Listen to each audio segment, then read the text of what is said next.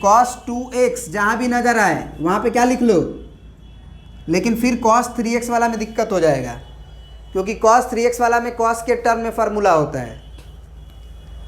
तो आप क्या करो, आपको हम एक मेथड बताए थे वही से कर लो, इससे लंबा चला जाएगा, फिर बहुत लंबा जाएगा। वो मेथड सही है, या फिर एक और कोशिश करते हैं एक तरीका से, और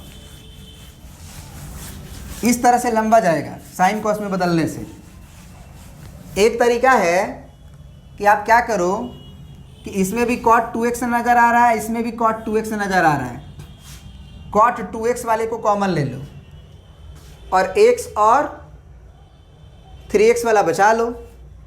तो अगर हम मान लो कि cot ऑफ 2x कॉमन ले लेते हैं तो इसमें क्या बचेगा, cot 2x कॉमन है तो cot x बचेगा और माइनस cot 3x बचेगा, और यहाँ माइनस क्या कर लो, cot 3x into cot x कर लो। ये वाला लाइन समझ में आया? इन दोनों में से cot 2x कॉमन ले लिए, इसको और इसको छोड़ दिए और वो प्रिंट कर दिए। अब यहाँ पे तुम cot, अब ये फार्मूला नहीं पढ़े हो, वो cot a minus cot b है, इसका फार्मूला नहीं पढ़े हो, तो इसको तुम्हें क्या करना होगा, हाँ वहाँ पे जाना ही पड़ेगा बेटा, वहाँ पे बिना गए हुए काम बनेगा नहीं। कहाँ पे, उस फार्मूला पे, cot a प्लस बी वाला चाहे cot a माइनस बी वाला, तो a प्लस बी पे जाएंगे, क्योंकि cot a प्लस बी क्या होगा तुम्हारा, cot a into cot b, अब प्लस है तो -1, और नीचे cot b plus cot a, यहाँ पे आपको आना ही पड़ेगा, क्योंकि यहाँ भी दिख रहा है, जो हमको ये वाला चीज़ दिख रहा है ना, ये वाला चीज़ दिख रहा है। हाँ देखो, एक और आसान तरीका समझ में आ गया। यहाँ से देखो, इसको जब हम इधर भेजेंगे, क्रॉस मल्टीप्लाई करेंगे, तो ये क्या होगा कि cot b अब प्लस cot a का इंटू यहाँ आएगा, इसके साथ आएगा ना, बोलो, और बराबर में हम क्या लिखेंगे, cot a into cot b और -1। तो हम कह सकते हैं कि cot, अच्छा यहाँ माइनस बीच में नहीं ना आ रहा है, यहाँ बीच में माइनस वाला हमको फार्मूला चाहिए ना, तो अगर माइनस वाला फार्मूला चाहिए तो हम कौन सा यूज करें फार्मूला, यहाँ पे माइनस वाला, तो यहाँ माइनस होगा तो यहाँ प्लस हो जाता है, और यहाँ पे क्या हो जाता है, माइनस। याद है कुछ? ऐसा हम इसलिए किए क्योंकि हमको cot x minus cot 3x की जगह पे जाना है। तो अब क्रॉस मल्टीप्लाई करेंगे यहाँ पे, तो ये cot a माइनस बी होगा, और यहाँ पे क्या हो जाएगा तुम्हारा, cot b minus cot a। यहाँ तक समझ में आया? और ये प्लस 1 हो जाएगा। अब हम क्या करेंगे कि इसको रहने देंगे, इसको उधर भेज देंगे, तो cot b minus cot a का फार्मूला क्या आ गया हमारा, cot a into cot b, अब +1, और डिवाइड में ये जो प्रोडक्ट है वो चला जाएगा cot a minus b, cot a minus B.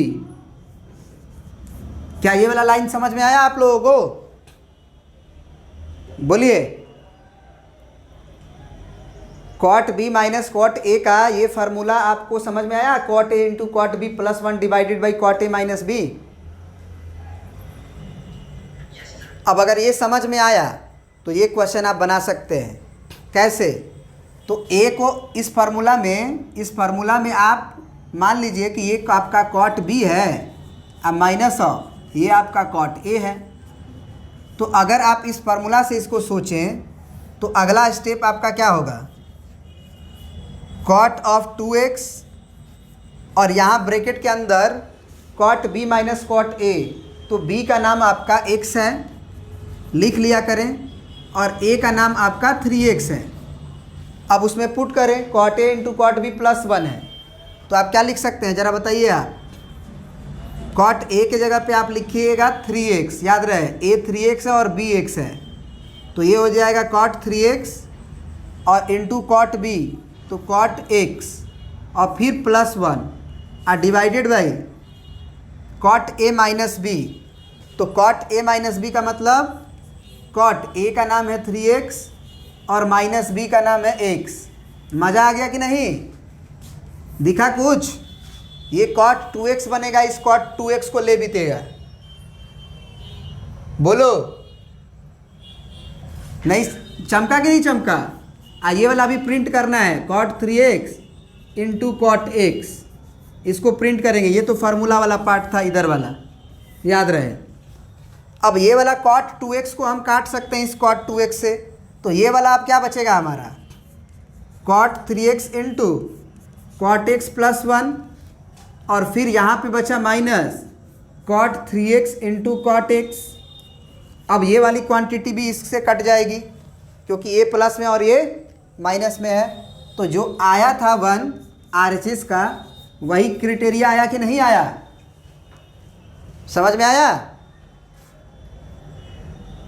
मतलब यहाँ से हम बहुत बड़ी बात सीखे हैं। बहुत बड़ी बात क्या? कि अगर कॉट का फार्मूला बहुत सारा हो जोड़ घटाव में, साथ ही में उसमें प्रोडक्ट हो दो का, कॉट ए इंटू कॉट बी वाला, तो ये फार्मूला आप दिमाग में सोचिएगा, रीअरेंज करिएगा और बनाइएगा, क्योंकि सारा फार्मूला तो याद नहीं ना कर सकते हैं।